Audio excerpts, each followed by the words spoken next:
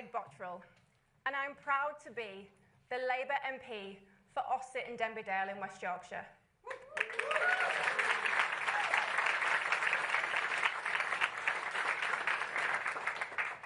I've spent the last few months in Wakefield knocking on more doors than I could possibly count.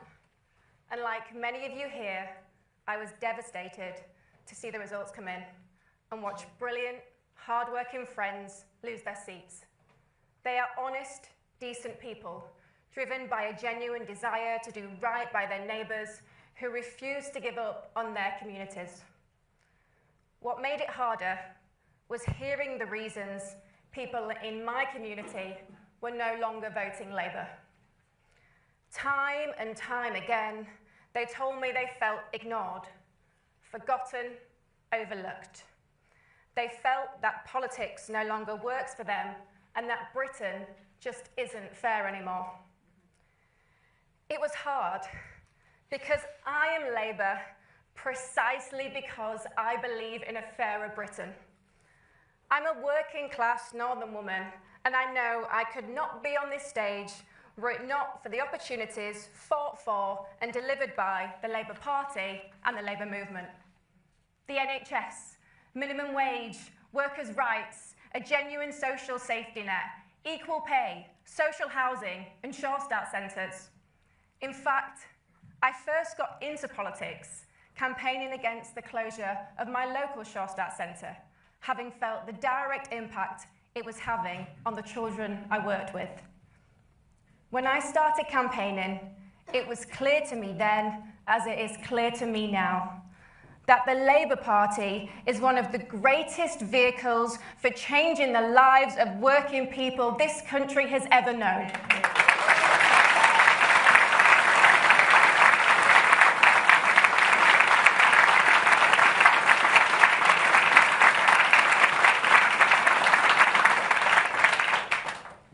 But yet, on the doorstep, people no longer believed it. Too many places and communities are feeling left behind, feeling as if the state cares more about those trying to take from our country than those trying to contribute to it, that it doesn't care about them. We've got to address that. We must deliver for the left behind towns and cities that have seen industry leave and the institutions that formed their identity go with it. We have the opportunity and the ability to draw a line under this story of decline and division and restore hope and prosperity. And this government has already done so much to set this work in motion. But this can only happen with a Labour Party, governing with Labour values. That's why I'm pleased to introduce the man who delivered the first Labour government in a generation and has fought all his life for justice and fairness, the Prime Minister and the leader of our party, Keir Starmer.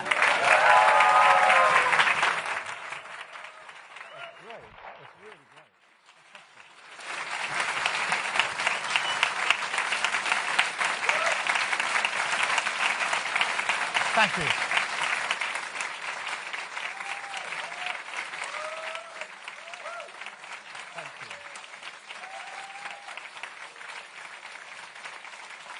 Thank you.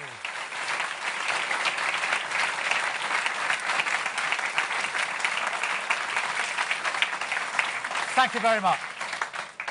Thank you very much. And thank you, Jade. They were such powerful words. Thank you for that introduction. The election results last week were tough, very tough. We lost some brilliant Labour representatives. That hurts, and it should hurt. I get it. I feel it. And I take responsibility. But it's not just about taking responsibility for the results. It's about taking responsibility to explain how, as a political and electoral force, we will be better and do better in the months and years ahead. Because we are not just facing dangerous times. but dangerous opponents. Very dangerous opponents.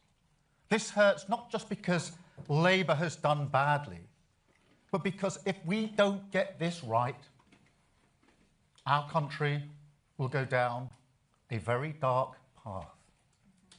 So just as I take responsibility for the results, I also take responsibility for delivering the change that we promised, for a stronger and fairer Britain that we must build. I take responsibility for navigating us through a world that is more dangerous than at any time in my life.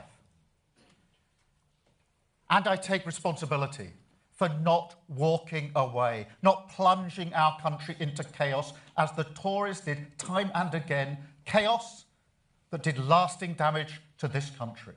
A Labour government would never be forgiven for inflicting that on our country again.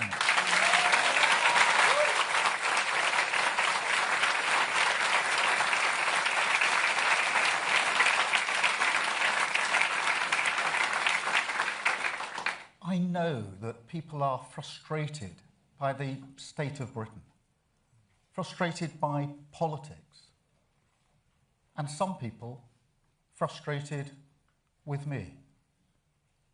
I know I have my doubters, and I know I need to prove them wrong, and I will. So let me start on a personal note. Like every Prime Minister, I've learned a lot in the first 2 years in the job. In terms of the policy challenges that our country faces, incremental change won't cut it. On growth, defence, Europe, energy, we need a bigger response than we anticipated in 2024. Because these are not ordinary times. And this is a political challenge just as much as it's a policy challenge. Delivery is, of course, essential, but it's not sufficient on its own to address the frustration that voters feel. We're battling reform and the Greens, but at a deeper level, we're battling the despair on which they prey, despair that they exploit and amplify. And so analysis matters, but argument matters more. Evidence matters, but so too does emotion. Stories beat spreadsheets.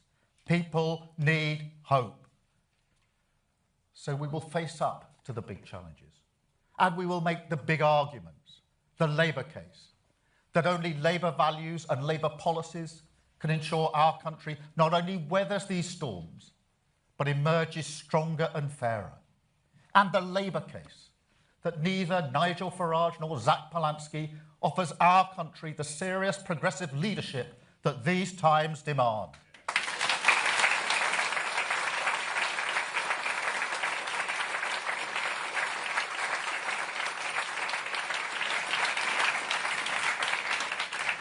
Of course, like every government, we've made mistakes. But we got the big political choices right.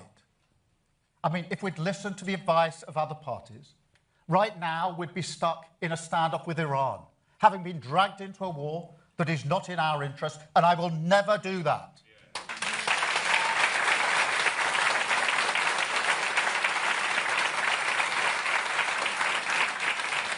We have invested in our public services, in people, in the pride of Britain's communities. Difficult decisions funded that. But now, NHS waiting lists are coming down. Child poverty is coming down. Immigration is coming down. And we are rebuilding from the ground up. They were the right calls. And most of all, we stabilised the economy. The fundamentals are sound.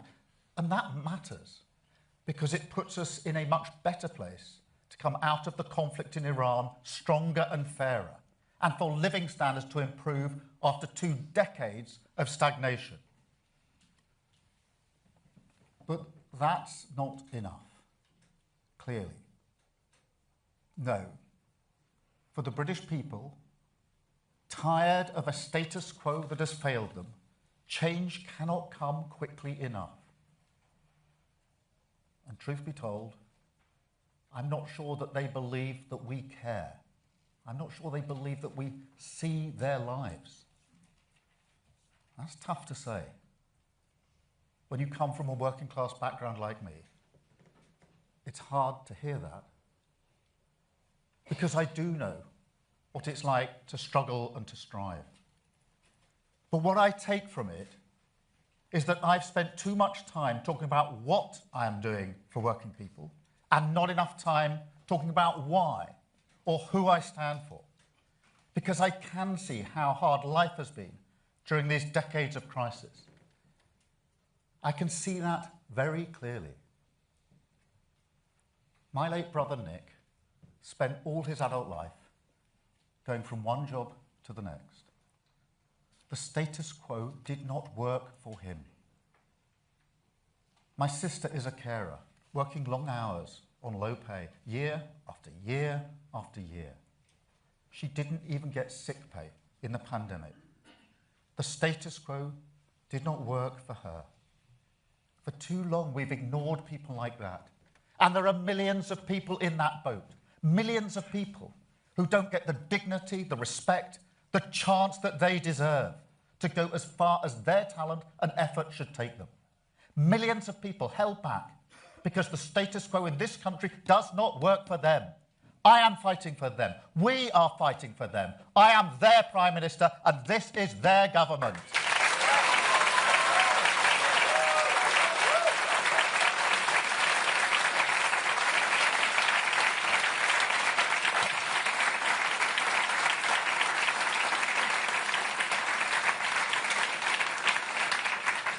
Because I know whose side I'm on. I'm on the side of working people just like my sister. People who work harder and harder, but who worry about the cost of living. They're not asking for the world. They just want to do the best for their kids. They want their town centres, the places they care about, to thrive, their public services to work, and people in power to see their problems. And right now, they're worried sick. They turn on the TV, they see bombs falling.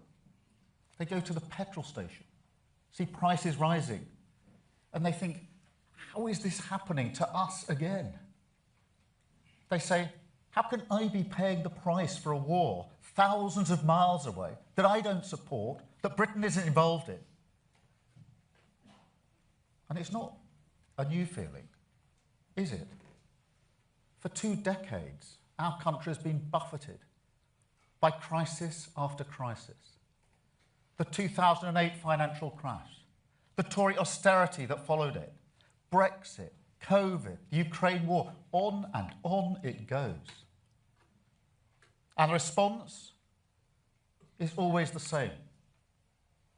A desperate attempt to get back to the status quo, a status quo that failed working people time and again. Our response this time must be different, a complete break.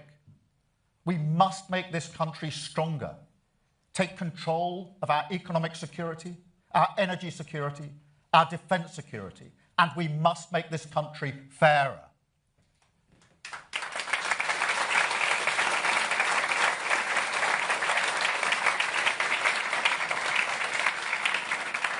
Strength through fairness. That is my compass in this world. It is a core Labour argument. And in the coming days, you will see those values writ large in the King's Speech. And you will see hope, urgency, and exactly whose side we're on reflected in everything we say and everything we do. So let me give you 3 examples today, starting with British Steel. Because what we did in Scunthorpe last year is one of the proudest things we have done in government.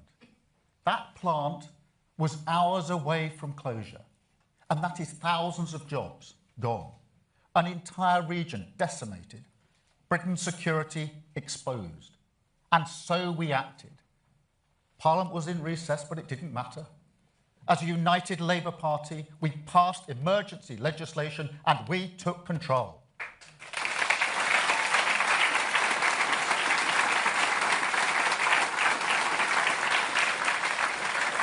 And we must bring that same urgency to everything now, starting, appropriately enough, with Scunthorpe, because steel is the ultimate sovereign capability.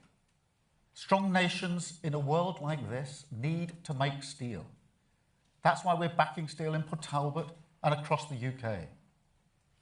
But in Scunthorpe, we've been negotiating with the current owner, and a commercial sale has not been possible. And now a public interest test could be met. So I can announce that legislation will be brought forward this week to give the government powers, subject to that public interest test, to take full national ownership of British steel.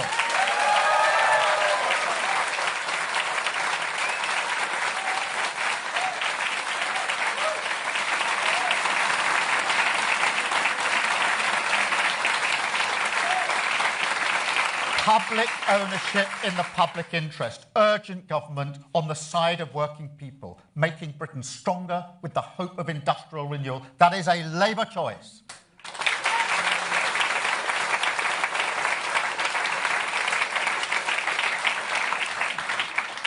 Second example, Europe. And I'm sorry, but I need to take a bit of a detour on this, because I want to remind you what Nigel Farage said about Brexit. He said it would make us richer. Wrong. It made us poorer. He said it would reduce migration. Wrong. Migration went through the roof. He said it would make us more secure. Wrong again. It made us weaker. He took Britain for a ride, and unlike the Tories, actually, who at least had to face up to it, he just fled the scene.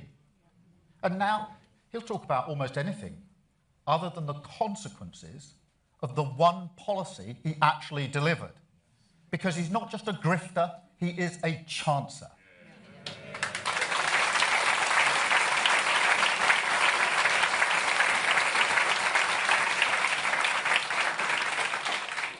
And so at the next EU summit, I will set a new direction for Britain. The last government was defined by breaking our relationship with Europe.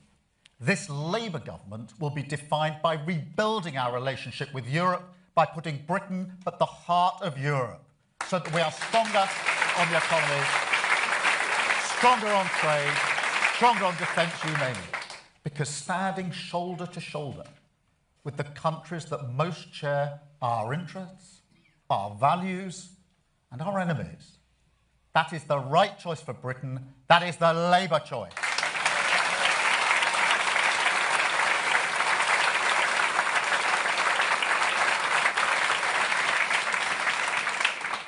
And for our young people, also something more. Because Brexit snatched away their ability to work, to study, and to live easily in Europe. That's why I'm proud we restored the Erasmus scheme. But I want to go further. I want to make a better offer for our young people. Restore that hope, that freedom, that sense of possibility. And so I want an ambitious youth experience scheme to be at the heart of our new arrangement with the EU, so that our young people can work and study and live in Europe, a symbol of a stronger relationship and a fairer future with our closest allies. That is the Labour choice.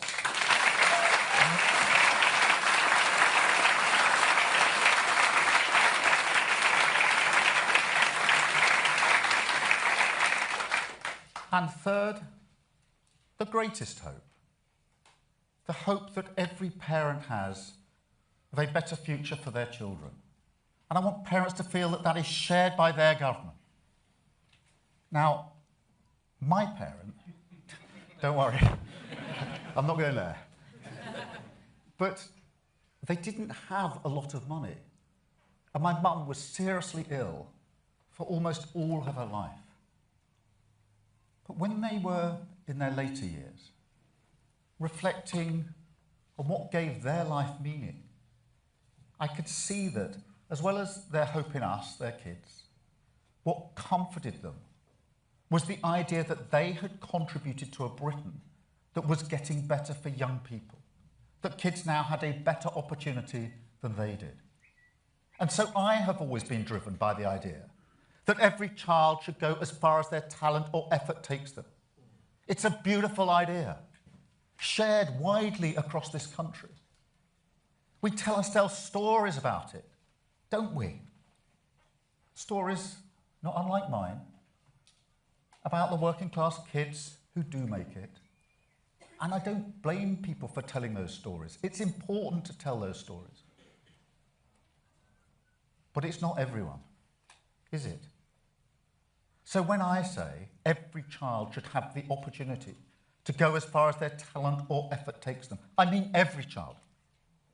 I mean the kids who are growing up in poverty, the kids who have special educational needs, the kids who can't get a job, and the kids who are ignored, frankly, because society often only puts those who go to university on a pedestal. We don't really see anything else as success. And that is wrong, deeply wrong. So we will go much further on our investment in apprenticeships, in technical excellence colleges, in special educational needs. We will make sure that every young person struggling to find a job will get a guaranteed offer of a job, training or work placement. And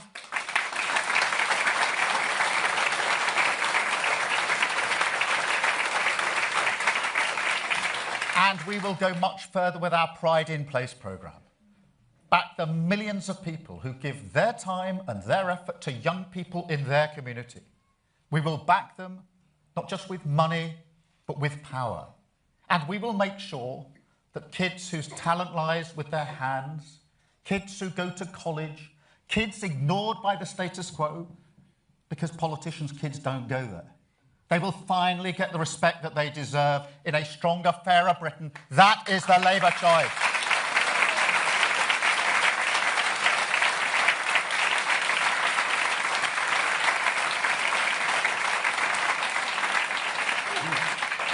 These are just a few examples, but they show the urgency and hope in our direction. They show the Labour values we will be guided for. And they show, frankly, the lessons that we will learn. Now, other parties will draw different lessons. In fact, they already are. They want more grievance politics, more division, more pointing at Britain's problems, looking not for solutions, but for someone to blame. Now, that's fine if it's me, if it's politicians, that's the job. But increasingly, it's not. It's other people in this country. And I don't think that's British. That is not the decency and respect that we are known for. But it's here. That politics is with us now. And you'll see it again on Saturday at a march designed to confront and intimidate this diversity and this diverse country. That is why this Labour government will block far-right agitators from travelling to Britain for that event. Because we will not allow people to come to the UK, to threaten our communities, and spread hate on our streets.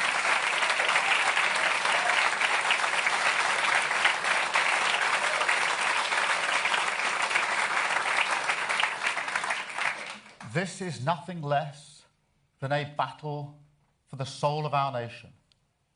And I want to be crystal clear about how we will win it. Because we cannot win as a weaker version of Reform or the Greens. We can only win as a stronger version of Labour, a mainstream party of power, not protest.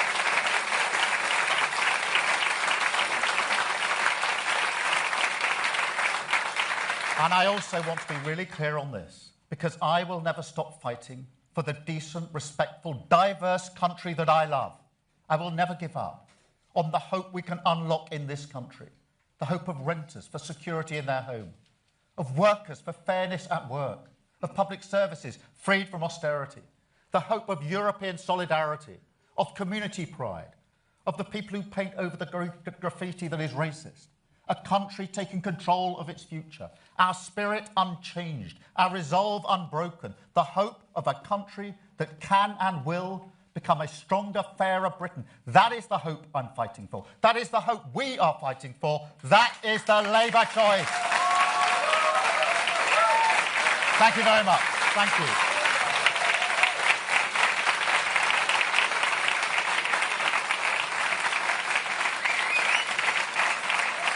Thank you very much.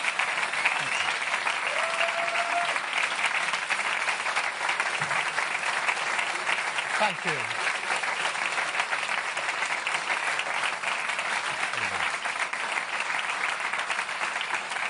Thank you very much. I'm now going to take some questions from the media, and I'm starting with Chris Mason. Chris. Thank you. Chris Mason, BBC News. Prime Minister, do you think in your gut what you have said is enough this morning? And what do you say directly to those of your colleagues who are weighing up right now whether to back you or to suggest that you should go? And if I may, would you back continuing to block Andy Burnham from trying to return to Parliament? Well, Chris, there's a lot packed into that question.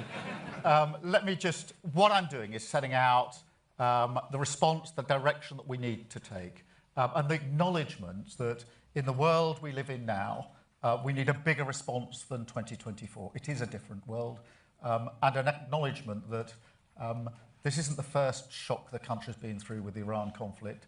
We've had plenty of those in the last 20 years, but every time the government of the day has tried to get back to a status quo that doesn't work. And we're not going to do that this time. That is the urgent task facing our country. We were elected into office to change this country, to bring about the change that is needed. The frustration that has been spoken about is a frustration of at least 20 years, if not more. That is what we're charged with changing. That is what we will change. In relation to Andy Burnham, obviously, any future decision is for the NEC. Andy's doing a great job as mayor in Manchester. And I actually work really well with Andy, and I'll give you two examples. On Northern Powerhouse Rail, which is really important for the North West, we are working together on that project. But equally, we've stood together to support Manchester, the community, when we had the terrible attack on a synagogue last year. Andy was the first person I phoned, and I went straight to Manchester to work with him on our response. So we work very well together, but the actual decision will be one for the NEC. Thank you, Chris, very much. Beth, from Sky News. Thank you. Prime Minister, back in 2021, when Labour lost hundreds of council seats in the Hartlepool by-election, you thought about resigning as Labour leader, explaining, and this is quoting you, "I didn't feel I should be bigger than the party." But these results, this moment, is so much worse than then. You've lost nearly 1,500 councillors, 40 councils, you've lost Wales. Haven't you, for one moment, thought you should step aside in the interests of the party and country? And if you haven't, why haven't you? Thank you. Well, thank you very much, Beth. I think what we witnessed with the last government was the chaos of constantly changing leaders. And it cost this country a huge amount. A huge amount.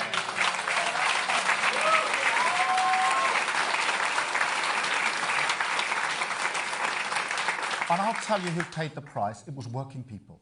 They paid the price of this. They are still paying the price of this. A Labour government will not inflict that on our country again. We were elected with a mandate to change this country because of what had gone before. And that is what we will do. Yes, I acknowledge the frustration. Yes, I acknowledge the results are tough. Yes, I acknowledge that we've lost brilliant representatives across the United Kingdom. And I have a responsibility for that. But I also have a responsibility to deliver the change that we were elected and that we promised this country. And I'll deliver on that. Thank you very much, Beth.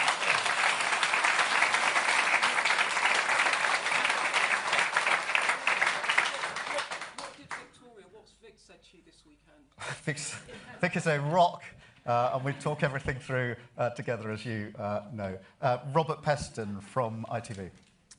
Prime Minister, these were arguably the worst election results for Labour in 100 years. And, you know, I spent all weekend, as you'd expect, talking to your MPs and ministers, and, you know, most of them said to me that they do think your time is up. So what would persuade you that you're not the best person for this job? And just on this issue of this is no longer the time for incremental change, when you were elected, we'd had 15 years of no growth. We'd had Putin's war that led to the worst energy spike in history. Many would say Brexit had failed. Why didn't you get it then? Well, Robert, look, I'm not going to shy away from the fact that I've got some doubters, including in my own party. And I'm not going to shy away from the fact that I have to prove them wrong, and I will. I had my doubters when I took on the Labour Party. I had my doubters who said we couldn't change this party and make it capable of winning an election. And I proved them wrong. And when we did that, I had my doubters who said, you can't lead us to a general election victory after the loss in 2019. It was so bad. It's not possible. And I proved them wrong. And I'm going to prove them wrong again here.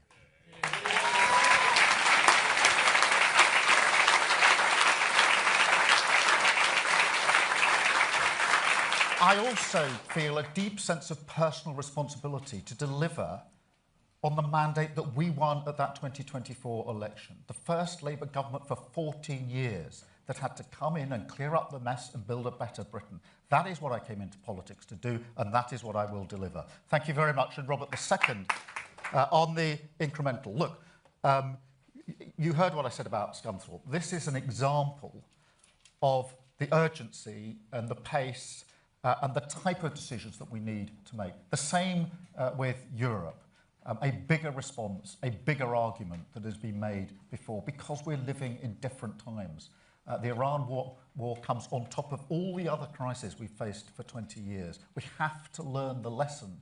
Every single time in the past, we've simply tried to get back as quickly as possible to a status quo that didn't work. We can't do the same again. That's why we need a bigger response. Thank you very much, Robert. I've got Catherine Foster from GB News. Catherine. Thank you, Catherine Foster, GB News.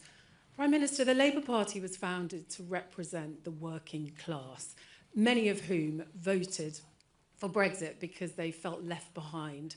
You've said yourself that the status quo is not working, but you're standing here in London and you're promising more Europe. You lost so much of your core vote in the Red Wall, in Wales, in Scotland, because working class communities feel that the Labour Party has abandoned them and that you don't get it. Are they wrong? Well, Catherine, thank you very much. On Brexit, the reason I reminded everyone what Nigel Farage said is because that was the promise he put to the country. That we'd be stronger, we'd be richer, we'd have lots of money for the NHS, immigration would come down, and it all proved to be false. And he doesn't take any responsibility. He's not going back to the country now saying it was a good thing, you've all benefited. He'll talk about almost anything else apart from the consequences of the one thing that he delivered for the country, Brexit. He doesn't want to talk about that, and there's a reason for that. It didn't help working people. It turned out what he said wasn't true. And that's why he doesn't want to talk about it now. But we have to talk about it now, because we have to address the situation we're in. We have to give this country a stronger economy, a stronger defence and security set of arrangements, given the world we are living in. And that's why I said what I've said about being closer to Europe, and this government being defined by bringing Europe back together again and Britain at the heart of Europe. Thank you very much, Catherine.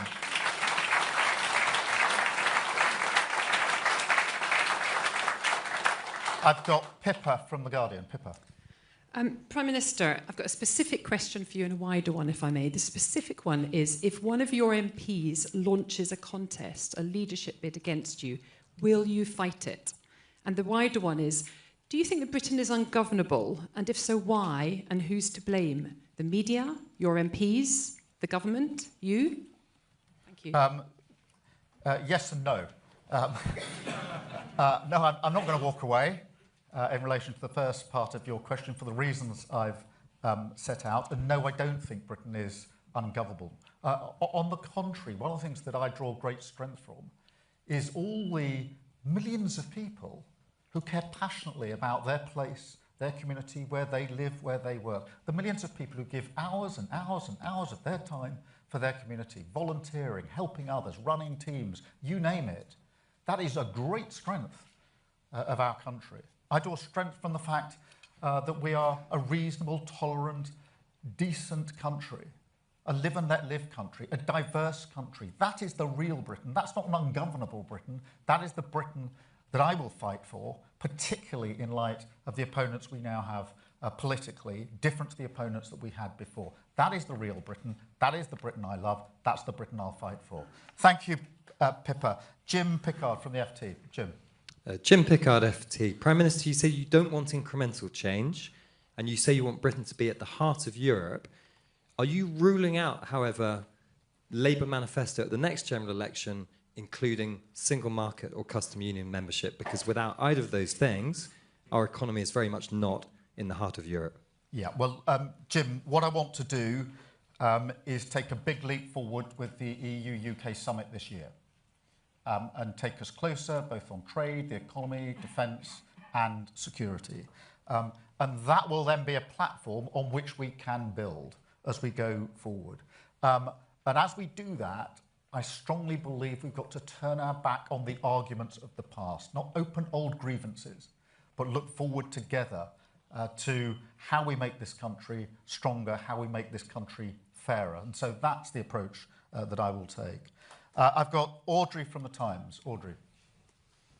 Good morning, Prime Minister. Aubrey Allegretti from The Times.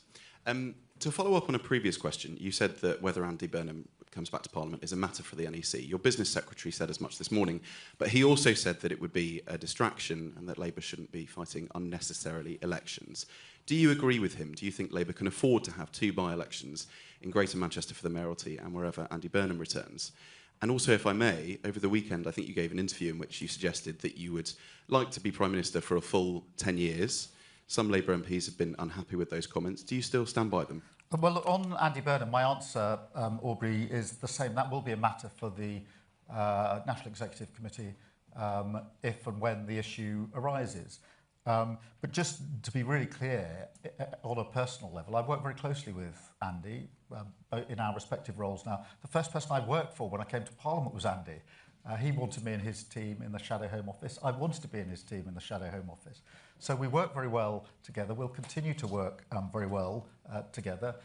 If the issue arises, it'll be a matter for the NEC. On the decade, look, what I'm doing is spelling out the scale of the challenge that we face. It will take time to clear that damage up and to build the better, stronger country that we need. And that's the decade that I've been talking about. Look, do I recognise that we've got to turn this around? Yes, of course I do. Do I realise that we've got to respond to these elections in the way I've set out in the speech I gave a moment to? Yes, of course I do. And what I've done today is set out how I intend to address that task. Thank you very much, Aubrey. I've got Sophie from the Mirror. Hi, Sophie Huskisson from the Mirror. Thank you, Prime Minister. So do you agree with Angela Rayner that this could be your last chance to change course and save the Labour Party's future? And do you think the party should move more to the left to become, as you put it, a stronger version of Labour? And if I can just ask as well, since the losses in Wales and Scotland, have you spoken to Eluned Morgan and Anas Sarwar and what was said? Thank you.